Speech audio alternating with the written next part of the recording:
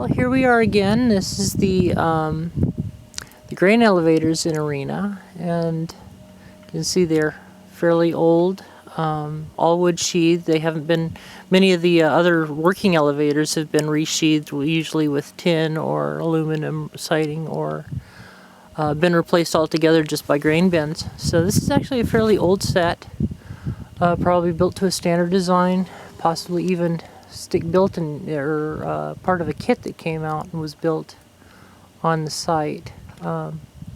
Interestingly enough, up there, those peaking, the little bars that are sticking up, those are lightning rods, and those, of course, were used to try to prevent fires and keep lightning from causing more property damage than it can. We're going to walk along this way here. And hopefully we can actually pick up a section of where the railroad right-of-way was. And again, farmers using this area for bale storage.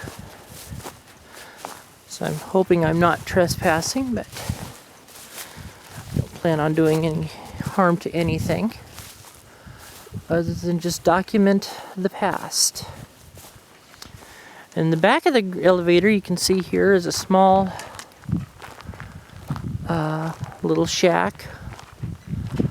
And that actually is very interesting. It has what looks like tin siding that again has that brick corrugated look to it. Hard to tell, but it's kind of made out to look like brick, and there's evidence of a lot of that. If you go to some of the historical, the places where they've got historic buildings, there's much of that evidence all over the place. This neat little shed right here. Looks like at one time there would have been a sign on the side, which is interesting. And unfortunately, the roof there looks like it's caved in on the inside of there. There's probably an auger inside that trough, or maybe possibly a belt that would have fed this building. And again, this is a building that's would be newer than the old building, or the old elevators. But again, storage bins. And apparently the only occupants are pigeons, and there's several pigeons coming to see us.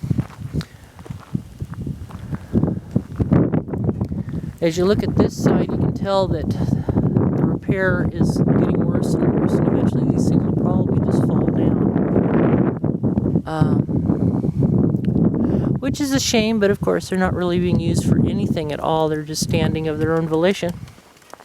Probably out of habit and meanness.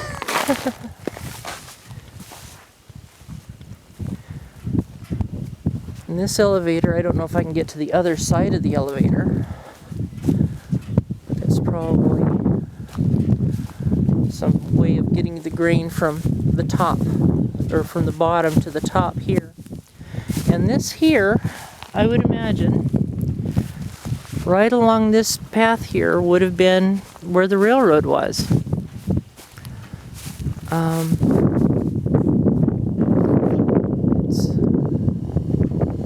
Just barely make out the sign there.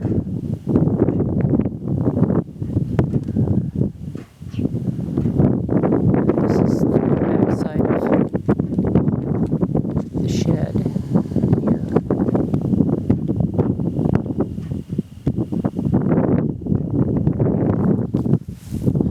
And again on the top, the lightning rods, which is probably one of the reasons why they've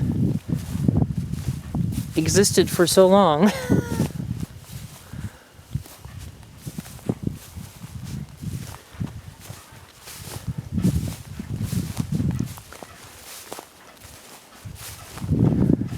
Now, unfortunately, or fortunately, whichever the case may be, this road that goes in front of these buildings is out of service because just a little ways away is a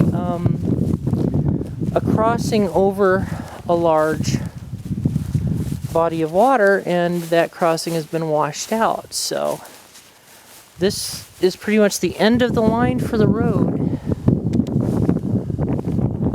And there's really no reason for people to come down this way unless they either have a farm here or, like me, are just curious about what may be out here.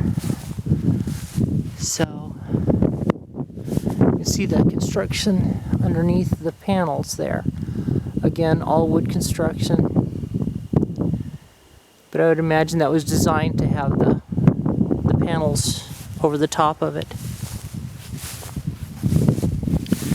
Again, both for safety and because I'm not sure whether I'm trespassing or not, we won't enter any of these buildings, but I just thought I would share them and show you a little piece of North Dakota back roads that very few people would ever stop and take a look at.